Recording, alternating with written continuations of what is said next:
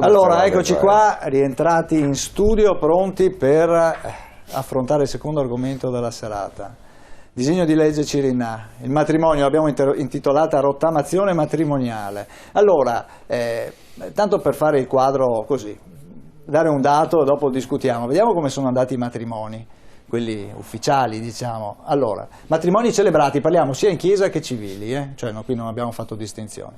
Nel 2014 189.766, 4.300 in meno rispetto al 2013, separazioni e divorzi allora sono stabili, sono sostanzialmente stabili nell'ultimo anno, però i dati dicono che negli anni, negli ultimi 5-6 anni, i matrimoni sono crollati in maniera drastica di numero, mentre sono aumentati separazioni e divorzi anche a due cifre, cioè parliamo del 60-70% dei casi. Quindi diciamo che la formula matrimoniale, quella tradizionale, anche civile in questo caso, comunque conosce una crisi. La gente insomma tende, le coppie giovani, tendono a non sposarsi e a convivere. Però intanto in queste ultime settimane il dibattito è diventato molto acceso, si parla di unioni civili nel disegno di legge Cirinnà, che differenzia anche le coppie di fatto, e la settimana scorsa il Family Day, la famiglia tradizionale, 2 milioni al circo massimo. Sui numeri... No, hanno fatto la ricognizione, c'è una formuletta, ci stanno massimo 50.000 persone, perché erano 71.000 persone al concerto di Rolling Stone e c'era gente fino su per i prati laterali, quindi se tanto mi dà tanto, nello spazio ci stavano 50.000 persone. Poi ognuno può dire le cifre che vuole, però spazi sono spazi. Movimento 5 Stelle, voi siete a favore del disegno di legge? Di sicuro no, siamo a favore di tutti quelli che sono i diritti civili e quindi sulle coppie di fatto non vediamo dove sia il problema, anzi non viene tolto nessun diritto a nessuno, ma anzi vengono dati diritti ai cittadini, quindi non bisogna guardare né al sesso né alla religione né a nient'altro, non lo diciamo noi, lo dice la Costituzione.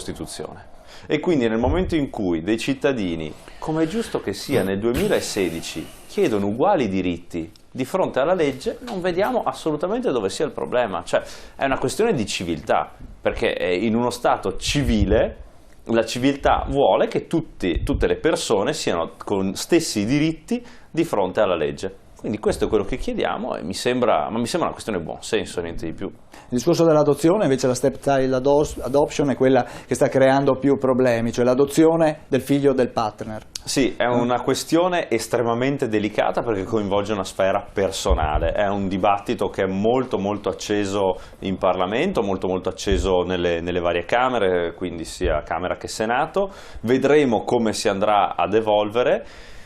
Io penso che questo poi vada rimesso anche a dei voti di coscienza. Perché lo dico? Noi stessi per primi come Movimento 5 Stelle, quando ci siamo trovati per la prima volta di fronte al problema dei diritti civili, problema nel senso come ci poniamo, dato che non ci eravamo mai esposti, siamo andati a chiederlo a tutti i nostri iscritti tramite la votazione online sul blog e uscì un plebiscito. Il 97% delle persone vicine al Movimento 5 Stelle dichiararono di essere favorevolissime, perché appunto in uno Stato laico e civile, nel momento in cui aumentano i diritti nei confronti di tutti i cittadini senza togliere niente a nessun altro, è giusto che questo avvenga.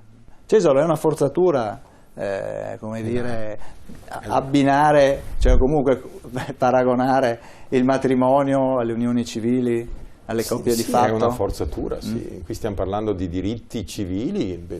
Io penso che una persona dotata di un minimo di buonsenso rispetti questo caposaldo della civiltà, appunto, lo dice anche il termine, un diritto civile lo si dà a chiunque, no? Cioè, se io non sono sposato con una donna, no, non è il caso mio, ma è normale che se questa persona si ammala, va in ospedale, io abbia accesso alla sua camera, possa sapere da un medico se sta male, se sta bene, se sta guarendo. Questo è un diritto civile, mi pare sia sacrosanto accordarlo. Altra cosa è questa legge che in qualche modo continua questa opera di distruzione della famiglia, no? Cioè, io capisco tutto, vabbè, Berti adesso si stava un po' barcamenando, il Movimento 5 Stelle vota in toto la legge, il decreto, il disegno di legge Cirinnà, anche laddove si parla di adozione di bambini in una coppia di omosessuali, adozione di un bambino già figlio di uno dei due. E quello che a me interesserebbe però far capire, ma soprattutto a me stesso, è che il titolo vostro è eccezionale, cioè rottamazione matrimoniale, che c'entra poco con la Cirinnà, con sta roba qua. Cioè, noi non possiamo, i numeri che abbiamo dato prima, che non ci sono più matrimoni in Italia, che stanno diminuendo, ma è normale che sia così. Se tu non dai una sicurezza economica, se tu dai la possibilità di crescere a queste persone, se tu non dai loro la possibilità di acquistarsi una casa, se tu abolisci quello che è il lavoro, perché il Jobs Act cos'è se non l'abolizione de facto di un lavoro tranquillo, sereno, a tempo indeterminato, non è a tempo indeterminato il lavoro previsto nel Jobs Act, poi sti nomi inglesi che nessuno capisce cosa, ma non importa, anche lo stepchild adoption, cioè non può dire l'adozione di un bambino di uno dei due, esatto. Non so, è più semplice, tu vai a chiederlo a una signora, ma anche a me, non capivo fino all'altro giorno cosa significasse, ma quello che voglio dire è che tu devi dare una garanzia, una sicurezza economica a una coppia, che in Italia gli omosessuali sono approssimativamente il 2% della popolazione, no? Cioè stiamo parlando di 1 milione, poco più di 1 milione di persone. Va benissimo, non devono avere gli stessi diritti, cioè devono avere la possibilità di accedere, come dicevo prima, alle cartelle cliniche del proprio compagno, non c'è nessun problema, ma quando tu parli di adozione di bambini, cioè quello che voglio dire io alla fine è che i bambini hanno diritto a una famiglia, ma una famiglia fatta anche di 2 omosessuali non ha nessun diritto ad avere dei bambini, cioè non è scritto da nessuna parte che tu devi avere per forza dei bambini, tu coppia di fatto, tu coppia di 2 uomini o di 2 donne devi avere per forza il diritto di avere un bambino, perché prima Berti diceva non togli diritti a nessuno, un cavolo, tu togli diritti a un bambino, perché un bambino, scusatemi, forse io sarò ancorato a schematismi non relativisti come Jacopo Berti, ma non so, a dogmatici, ma per me la famiglia è formata da un uomo, da una donna e da dei bambini, questa è la famiglia. Se non vengono i bambini da un uomo e da una donna, ma tu uomo e uomo, donna e donna, non puoi avere dei bambini, oppure se riuscite ad averli, a farli, benissimo, ma dovete spiegarmi come, ma se no non è un diritto. Berti parla di diritti, non è un diritto questo. Questa è una forzatura di uno pseudo diritto, perché non può essere. Noi dobbiamo salvaguardare quelli che sono i diritti sacrosanti, atavici dei bambini, il diritto ad avere un papà e il diritto ad avere una mamma. Io la vedo così, senza nulla togliere al fatto che 2 persone che vogliono stare assieme, anche dello stesso sesso, e che uno muore, l'altro può ereditare la casa, può ereditare il contratto d'affitto, ma a cosa vuole che me ne freghi a me? Ma non mettiamo in mezzo i bambini, per carità, non mettiamo in mezzo i bambini, ma non perché tu mi conosci, non è che sono un bigotto, anzi tutt'altro, però mi pare che sia una cosa naturale, è una cosa naturale, non tocchiamo sto argomento qua. Professor Casen, cosa sta succedendo alla famiglia in Italia? È difficile da indagare, fenomeno abbastanza complesso. Famiglia, poi anche qui dobbiamo capire, perché anche il giorno del Family Day sul palco sono saliti a parlare ma sono persone che politici ci tengono tanto alle famiglie, ne hanno 3-4, no? Così, funziona così. Noi siamo per la famiglia e ne facciamo 6-7, come Casini, senza far nomi.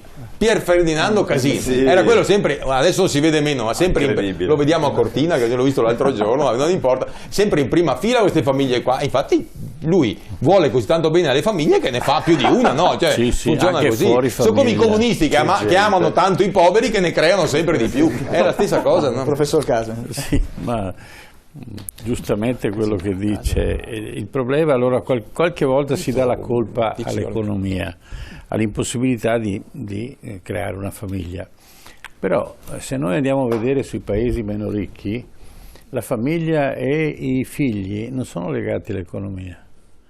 Se poi torniamo indietro di anni, quando l'economia era molto diversa da oggi, andavi in una famiglia contadina, era pieno di figli, e non è che vivessero nella agiatezza, Però i figli rappresentavano la continuità della famiglia, rappresentavano un mondo attraverso il quale la famiglia si realizzava e realizzava anche un'economia.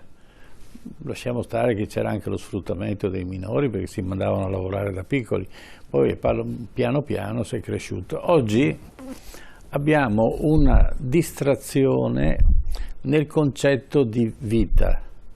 La vita non è più l'appartenenza a un gruppo, l'appartenenza a un'altra persona con cui condivido piaceri e oneri e dispiaceri. La vita mi consente di avere tutto, per cui non necessariamente mi devo sposare, non necessariamente devo creare un vincolo e non necessariamente mi posso, anzi, per esempio le donne sono molto più libere adesso e quindi meno vincolate e meno sentono la necessità di doversi sposare. Questo è un fenomeno che andrebbe studiato, non è facile individuarlo. Uno degli effetti che ha creato questa situazione, per esempio, è l'arrivo del divorzio, che io a suo tempo ho abbracciato volentieri, addirittura ho avuto delle denunce perché come giornalista scrivevo a favore e a quell'epoca le cose non andavano tanto per le lisce, per cui succedeva spesso che il giornalista veniva preso di mira. Ma però la legge non prevede mai l'effetto che produrrà e quindi questa facilità di potersi trovare e poi abbandonarsi e poi ritrovarsi di nuovo e magari avere dei figli e poi litigare su chi dovrà tenerli o piuttosto che no, con una legge che non compensa, per esempio costringe il genitore maschio a mantenere la famiglia, per cui succede l'aberrazione che il padre dorme in macchina per poter pagare il mantenimento della famiglia che non ha più e non sa nemmeno dove andare perché il suo censo non gli consente di andare avanti. C'è un fenomeno in fase di esplosione e c'è una contrazione nella riproduzione, cioè diminuiamo sempre di più le nascite perché un figlio, ecco questo è il punto, un figlio diventa un giocattolo, un piacere, una voglia di avere, di realizzarsi, ma non è visto come un diritto da parte del giovane di avere degli affetti e delle cose. Diciamo che il maschio adulto o la madre adulta lo vede come un completamento della sua vita, ma difficilmente riesce a seguire il figlio nel suo percorso che è necessario. Una volta eravamo molto più attenti ai figli che non adesso. Abbiamo una scuola che rispetto a quella che ho frequentato io vale un decimo, non c'è più controllo, non c'è più etica, non si adegua la scuola a quelle che sono le necessità di una tecnologia che va sempre più veloce, per cui la scuola arriva sempre più tardi, diventa una cosa abbastanza, e questo è il decadimento. Se devo pensare a un evento storico concluso per cui da lì possiamo trarre esperienza, è quello dell'antica Roma, dove la famiglia, che nell'epoca della Repubblica ancora era mantenuta con vigore, e dopo con il passaggio all'impero decadde tutta una serie di principi e l'estinzione del romano fu sequenziale a questa legge. Peraltro, perché allora le leggi si facevano, ma poi c'erano anche le consuetudini. Chi ruppe diciamo, l'incantesimo fu Nerone che si sposò col suo schiavo e quindi e lì nacque tutta una serie di cose. Per cui poi i romani non si riproducevano più, Roma rimane, ma viene da fuori della Roma imperiale, vengono da fuori gli imperatori o piuttosto che i grandi, ci fu anche un imperatore negro per esempio durante l'impero romano. Questo la dice lunga sulla riduzione della capacità procreativa di un popolo che arriva poi all'estinzione. La troppa ricchezza crea anche questo. Noi vediamo per esempio questi immigrati che arrivano, per esempio musulmani, che la madre si porta presso 1, 2, 3, 4, 5 bambini. E perché? Non è che sono ricchi, quindi la ricchezza è una cosa, c'è una cultura che viene da tutta una serie di fattori e quindi dobbiamo tener conto anche del decadimento. Le leggi purtroppo hanno un effetto abbastanza limitato, quello che conta di più è l'etica e la morale, che è la parte, diciamo, della regola di vita che sta dentro di te, con cui devi tener conto di te stesso e non di quello che gli altri ti dicono o confrontarti con la legge degli altri. Certo. Abbiamo il signor Attilio che è in attesa per intervenire. Buonasera signor Attilio, lei chiama da dove? Parlo da Marco. Prego, del veneziano dunque. Sì, veneziano sì. No, Prego. Voglio sapere una cosa. Sì. No? Questi, chiamiamoli omosessuali, eccetera, che sono sempre esistiti, no? Sempre esistiti. Chi li disturba per gli affari suoi? Cosa c'entrano i bambini, eccetera, eccetera? Cosa c'entrano queste cose qua? Ma loro sono mai andati, hanno mai guardato un programma, non so, di cultura sulla natura, eccetera, no? Oppure essere andati a fare qualche passeggiata in montagna, oppure lungo i fiumi, che vedi l'anatropolo c'è la moglie, c'è la femmina e il maschio e gli anatropoli assieme, insomma, e li custodiscono insomma anche assiduamente perché guai che se vai a toccarli ti corrono dietro, capito? Certo. E non so cosa vogliono, non fanno quello che vogliono lo stesso. Chi va a impedirle nella sua vita di fare sesso o quello che vogliono? Chi va? Io di certo non vado. Certo, quindi ma lei sulle unioni civili invece cosa pensa? La famiglia deve essere insomma naturale, come sono nati questi qua. Sono nati per opera dello Spirito Santo, ce n'è nato uno solo per opera dello Spirito Santo e non ha fatto famiglia. Benissimo, grazie signor Attilio. Adesso vediamo di risponderle. Grazie. Allora salutiamo il signor Attilio che chiamava da Marcondo, dal veneziano. Andiamo un attimo in pubblicità. Rientriamo subito. TV7 Match.